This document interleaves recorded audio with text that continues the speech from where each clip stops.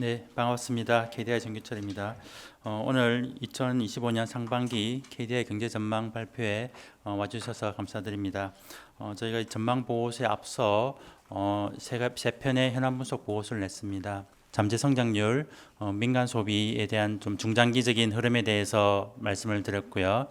그리고 좀 단기적인 이슈로 이제 환율이 물가에 미칠 영향 이렇게 세 편을 미리 배포하고 발표드렸습니다. 그 부분에 대해서도 이제 관심을 가주셔서 감사드리고요.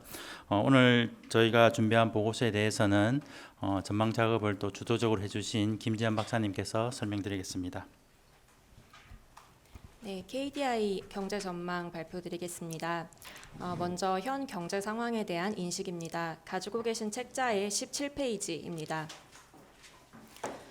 최근 우리 경제는 대내외 불확실성이 확대되면서 성장세가 둔화되는 모습입니다. 1, 4분기 국내 총생산은 전년 동기 대비 0.1% 감소하였으며 계절 조정 전기 대비로도 4분기 연속 0% 내외의 증가율을 기록하면서 정체되는 모습입니다. 하단 그림을 보시면 건설업 생산이 대폭 감소한 가운데 제조업과 서비스업 생산의 증가세도 둔화되고 있습니다.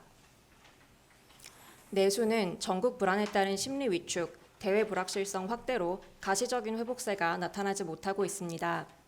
소비자 심리가 작년 말 급락한 이후 낮은 수준을 지속하고 있으며 이에 따라 숙박 음식, 예술 스포츠 등 서비스 소비와 밀접한 부문의 생산이 감소하면서 민간 소비의 증가세가 둔화되었습니다. 설비 투자는 반도체를 중심으로 양호한 증가세를 유지하고 있습니다. 그러나 대외 불확실성 확대로 기업 심리가 위축되는 등 투자 여건은 악화되고 있으며 건설 투자는 감소세가 확대되며 부진이 심화되었습니다. 경기 부진에 따라 물가 상승세는 2% 내외를 지속하고 있습니다. 고용 증가세는 건설업과 제조업에서 감소세가 심화되면서 완만한 수준에 머물렀습니다. 이처럼 내수 경기가 안 좋은 상황이지만 그동안 내수 경기의 하방 압력으로 작용해왔던 고금리 기조와 건설 수주 부진이 일부 해소되는 등 향후 부진 완화를 시사하는 지표들도 나타났습니다. 수출은 반도체의 호조세에도 불구하고 여타 산업이 부진하면서 둔화되고 있으며 향후에는 미국의 관세 인상으로 수출 여건이 더욱 악화될 가능성이 있습니다. 상품 수출이 감소한 가운데 경기 부진으로 상품 수입의 증가세도 둔화되었습니다. 다만 경상수지는 대규모의 흑자 추세를 지속하고 있으며 순대외 자산 규모도 GDP 대비 60% 수준까지 증가하는 등 대외 건전성은 양호한 모습입니다. 4월 들어 미국이 관세를 대폭 인상하였으며 이에 따라 2.4% 수준이었던 미국의 평균 관세율은 16% 수준까지 급등하였습니다. 통상 관련 불확실성도 급격히 상승하였습니다. 이는 세계 경제에 상당한 하방 압력으로 작용할 수 있습니다. 최근 IMF는 이를 반영하여 세계 경제 성장률을 미국과 중국을 중심으로 대폭 하향 조정하였습니다. 글로벌 경기 둔화로 국제 유가도 하락세를 보였습니다. 이와 같은 대내외 여건을 고려할 때 우리 경제는 통상 여건 악화에 따른 수출 부진으로 성장세가 둔화될 전망입니다. 내수의 경우 여전히 미약한 증가세에 머물러 있으나 금리 하락세, 소비 심리 개선, 건설 수주 증가 등이 반영되면서 향후 부진이 다소 완화될 것으로 예상됩니다. 그러나 미국의 관세 인상과 대외 불확실성 확대로 수출 여건이 급격히 악화되면서 경기가 둔화될 전망입니다. 이를 감안하여 거시 정책은 완화적 기조로 운용하는 것이 바람직할 것으로 생각됩니다. 대내외 수요 둔화가 야기하는 물가 하방 압력을 축소하기 위해 통화 정책은 보다 완화적인 기조로 운용하는 것이 바람직할 것입니다. 재정 정책은 큰 폭의 관리 재정 수지 적자를 감안하면 이미 어느 정도 완화적 기조로 편성되어 있는 것으로 판단됩니다. 따라서 정부 지출의 추가 확대에는 신중하게 접근할 필요가 있습니다. 이와 함께 잠재 성장률 하락세를 감안하여 경제 구조 개혁을 위한 정책적 노력을 지속할 필요가 있습니다. 올해 우리 경제의 잠재 성장률은 1%대 후반으로 추정됩니다. 또한 2040년대에는 잠재 성장률이 0% 내외까지 하락할 전망입니다. 따라서 진입장벽과 노동시장 경직성을 완화하는 등 생산성 개선을 위한 노력이 필요합니다. 이와 함께 거시정책 기조도 잠재 성장률의 하락 추세를 감안하여 설정할 필요가 있습니다.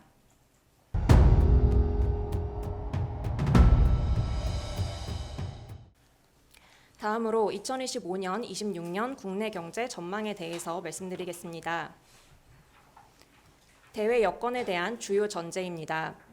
2025년, 26년 세계 경제는 국제 무역이 위축됨에 따라 성장세가 약화될 것으로 전제하였습니다. 최근 IMF는 통상환경 악화로 2025년 세계 경제가 2024년보다 낮은 2.8%의 성장률을 기록한 후 2026년에도 3% 성장에 그칠 것으로 전망하였습니다. 2025년 세계 교역량 또한 2024년에 비해 크게 둔화된 1.7%의 증가에 그치고 2026년에도 2.5%의 완만한 증가세를 나타낼 것으로 전망하였습니다. 이번 전망에서 미국 관세 정책은 기본 관세 10%와 현재의 품목별 관세율이 향후에도 지속되는 것으로 전제하였습니다. 원유 도입 단가는 수요 부진에 기인하여 2024년 배럴당 80달러에서 2025년 69달러, 26년 66달러로 하락할 것으로 전제하였습니다. 원화 가치는 최근 수준에서 큰 변동이 없을 것으로 전제하였습니다. 국내 경제 전망입니다. 우리 경제는 2025년에 건설업 부진과 통상 여건 악화로 0.8% 성장하는 데 그칠 전망입니다. 2026년에는 통상 분쟁의 여파가 지속되겠으나 내수가 완만하게 회복하면서 1.6% 성장할 전망입니다. 민간 소비는 금년에도 1.1% 내외의 낮은 증가율을 기록할 전망입니다. 그러나 전국 불안의 영향이 완화되고 금리 인하도 반영되면서 내년에는 1.6%의 완만한 회복세를 나타낼 전망입니다. 설비 투자는 높은 대외 불확실성으로 투자 여건이 좋지는 않은 상황이나 고금리 기조가 완화되는 가운데 반도체 관련 투자 수요도 양호한 흐름을 나타내면서 1.7% 수준의 증가세를 유지할 전망입니다.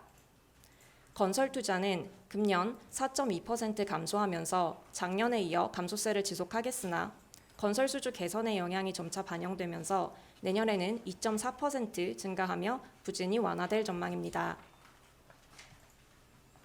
수출은 미국 관세 인상에 따른 세계 교역 위축으로 둔화될 전망입니다. 통상환경 악화, 대외 불확실성 확대로 올해 상품 수출은 0.4% 감소하겠으며 내년에도 교역 위축의 영향이 지속되면서 0.5% 증가에 그칠 것으로 예상됩니다. 이에 따라 금년 총수출은 0.3%로 증가폭이 축소되고 내년에도 0.8%의 낮은 증가율을 기록할 전망입니다. 경상수지는 교역 조건의 개선에도 불구하고 수출 부진으로 흑자폭이 축소될 전망입니다. 상품수지는 상품 수출 위축에 기인하여 흑자폭이 축소되는 흐름을 나타낼 것으로 예상됩니다. 서비스, 본원, 이전소득 수지는 글로벌 경기 둔화로 기업 실적이 악화되며 배당 소득이 감소할 것으로 예상됨에 따라 적자폭이 확대될 것으로 전망됩니다. 이에 따라 경상수지는 작년 990억 달러 흑자에서 금년 920억 달러, 내년 800억 달러 수준으로 흑자폭이 축소될 전망입니다. 소비자 물가는 경기 둔화, 유가 하락으로 낮은 상승률을 지속할 전망입니다. 소비자 물가는 금년에 1.7% 상승한 후 내년에는 국제 유가의 하락폭이 축소되고 내수도 완만하게 회복하면서 1.8% 정도 상승할 전망입니다. 근원 물가도 금년에 1.8% 수준의 낮은 상승률을 기록한 후 내년에는 1.9%로 상승폭이 소폭 확대될 것으로 예상됩니다. 인구 구조 변화가 지속적인 하방 압력으로 작용하는 가운데 불확실성 증대에 따른 고용 여건 악화로 취업자 수 증가폭은 작년 16만 명에서 금년 9만 명, 내년 7만 명 수준으로 축소될 전망입니다. 실업률은 작년 2.8%에서 3% 수준으로 소폭 상승할 전망입니다. 전망의 위험 요인에 대해서 말씀드리겠습니다. 우리 경제는 미국 관세 정책과 여타 국가들의 대응에 따라 평소에 비해 상당히 높은 불확실성에 직면하고 있습니다. 미국이 높은 관세율을 유지하는 가운데 상대국들이 보복 관세로 대응하면서 통상 분쟁이 격화되는 경우 우리 경제에도 추가적인 하방 압력으로 작용할 것으로 전망됩니다. 상호 관세 유예가 종료되거나 우리의 주력 수출품인 전자제품에 높은 관세가 부과될 경우 수출 부진이 심화될 수 있습니다. 반면 협상이 원만히 타결되면서 수출 여건이 빠르게 개선될 가능성도 존재합니다. 대내적으로는 주택 경기가 하락하면서 건설업체들의 재무 건전성이 악화되는 경우 건설 투자의 회복이 지연될 가능성이 있습니다. 비수도권에서 중공업 미분양이 급증하는 가운데 주택 매매 가격이 하락세를 지속하는 등 주택 경기가 하락하고 있습니다. 이러한 상황에서 부동산 PF 대출 구조조정이 지연되고 건설업체의 재무 건전성이 추가적으로 악화될 경우 공사 진행에 차질이 발생하면서 건설 투자 회복이 제약될 수 있습니다.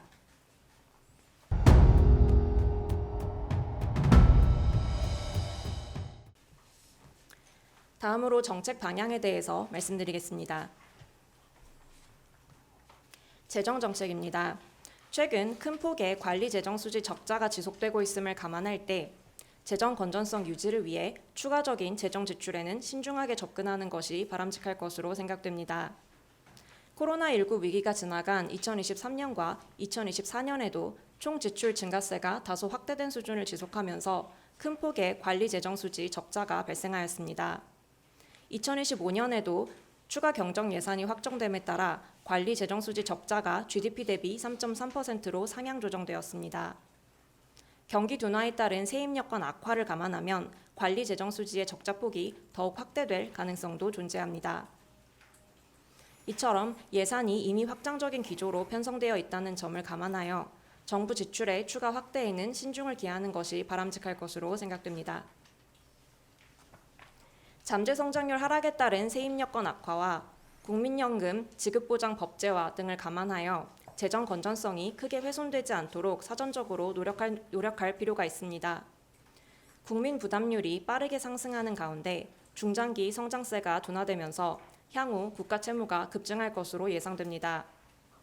또한 국민연금법 개정에도 불구하고 향후 기금 고갈이 예상되며 국가의 연금급여 지급 보장이 명문화됨에 따라 미래 세대의 부담이 크게 확대될 가능성이 있습니다.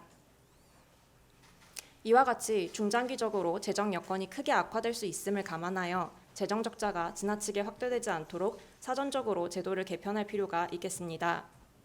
세수 여건 악화에 따른 재정 부담을 완화할 수 있도록 재정 지출 효율화를 추진하는 것이 바람직하며 특히 학령 인구 감소를 감안하여 지방교육 재정 교부금 제도를 개편하는 한편 노인 연령을 상향 조정하는 등 급속한 고령화에 대응하는 것이 바람직할 것으로 생각됩니다. 통화정책입니다. 통화정책은 물가 하방 압력에 대응하여 보다 완화적인 기조로 운용하는 것이 바람직할 것으로 생각됩니다. 최근 경기 둔화에 따른 물가 하방 압력이 존재하며 대외 불확실성 확대로 향후 물가 하방 압력이 확대될 가능성이 있습니다. 대외 건전성이 양호한 가운데 금융 시스템의 위험도 높지 않을 것으로 판단되므로 통화정책은 물가 안정에 중점을 두고 운용할 수 있을 것으로 생각됩니다. 이러한 점을 종합적으로 고려할 때 통화정책은 물가 하방 압력을 축소할 수 있도록 완화적으로 운용하는 것이 바람직할 것으로 생각됩니다. 금융정책입니다. 대내외 불확실성이 높은 상황임에도 금융 시스템은 대체로 안정적인 모습을 보이고 있습니다. 주요 금융업권의 건전성 지표가 규제 수준을 상회하는 등 단기적으로 금융시장의 시스템 리스크 가능성은 높지 않은 것으로 판단됩니다.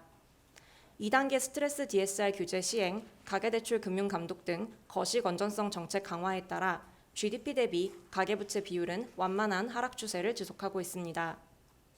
이와 함께 국가 부도 위험을 나타내는 CDS 프리미엄이 낮은 수준을 유지하고 있으며 대규모 경상수지 흑자와 GDP 대비 높은 수준의 순대외 자산을 감안하면 대외 건전성도 비교적 양호한 모습입니다.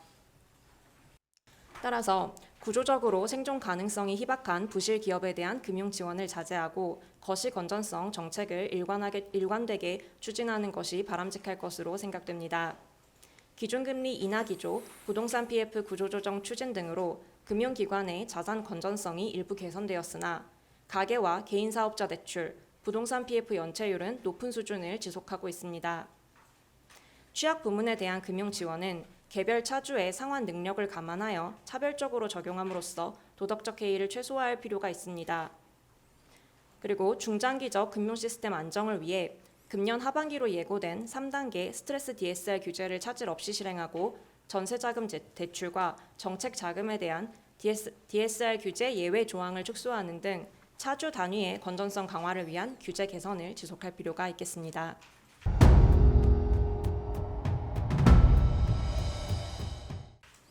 네, 김지현 박사님 감사드립니다. 제가 좀 보충해서 설명을 드리면 저희가 2월 달에 성장률을 1.6%로 올해 성장률을 1.6%로 전망을 했는데 이번에 0.8%로 한 절반 수준으로 하향 조정하게 되었습니다. 그 배경을 주로 말씀을 드리면 가장 큰 것은 미국의 그 관세 인상입니다. 4월부터 미국 관세 인상이 본격화되고 뿐만 아니라 관세 정책에 대한 불확실성도 상당히 확대되었습니다. 이런 부분이 우리 수출에 부정적인 영향을 미치고 그것이 또 내수에도 일부 부정적으로 파급되는 것으로 이제 생각이 됩니다. 또 한 가지는 저희가 생각했던 것보다 소비자 심리가 좀 회복이 좀 더딘 그런 상황입니다. 그 전국 불안 해소가 좀 늦게 된 측면이 있고 또 한편으로는 그 마찬가지로 이제 관세 인상도 좀 영향을 미친 것으로 보입니다. 특히 저희가 이번에 좀 건설 투자를 좀 많이 조정했습니다. 1, 4분기부터 저희가 생각했던 것과는 또 상당한 그 격차를 두고 이제 실적치가 그렇게 좋지 않게 나왔습니다. 건설업 관련해서 여러 가지 이슈가 있었고요. 사고가 발생한다든지 공사 현장에 사고가 발생한다든지 그런 부분들이 건설 그 공사를 상당히 좀 지체시키는 그런 요인으로 이제 작용한 것으로 이제 판단을 해서 올해 좀 큰 폭으로 하향 조정하게 되었습니다. 또 하나의 저희 전망의 좀 특징이라고 드릴 수 있는 게 평소에 비해서 불확실성이 상당히 높습니다. 저희가 0.8%로 전망을 했습니다만 여기에는 상당한 불확실성이 있습니다. 상하방 불확실성이 다 존재합니다.